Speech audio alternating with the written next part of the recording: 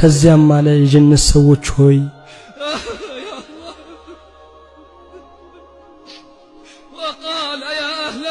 እናንተ የጀነት ሰዎች ሆይ ይላል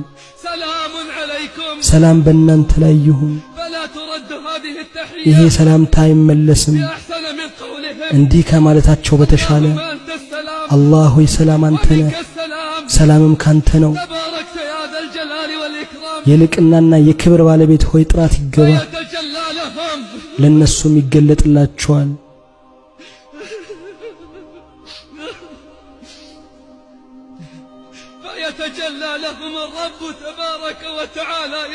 ለነሱም ይገለጥላቸዋል ጌታ ተባረከ ወተዓላ እየሳቀላቸው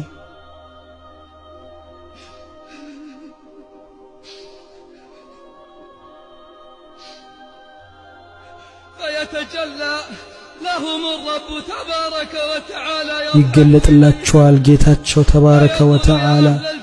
ይላልም የጀነት ሰዎች ሆይ ከሱም መጀመሪያ የሚሰሙት ቃል እሱም ይሆናል የታሉ ባሮቼ የታሉ ባሮቼ እነዛ ሳያዩኝ በሩቅ የታዘዙኝ የታሉ ባሮቼ እነዛ ሳያዩኝ በሩቅ የታዘዙኝ ይህ የጭማሬ ቀን ነው ዛሬ ጠይቁኝ ይህ የጭማሬ ቀን ነው በአንድ ቃል ላይ ይስማማሉ ሁሉም እኛ ወደናል አንተም ውደድልን በሚል ይላችኋል እናንተም ባልወድ ኖሮ ጀነቴን አላኖራችሁም ነበር ጠይቁኝ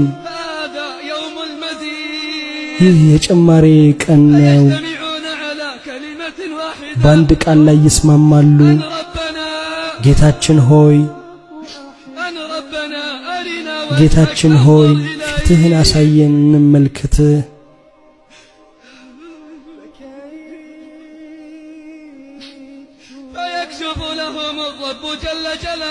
ጌታ ጀለ ጀላሉሁ ግርዶሹን ይገልጥላቸዋል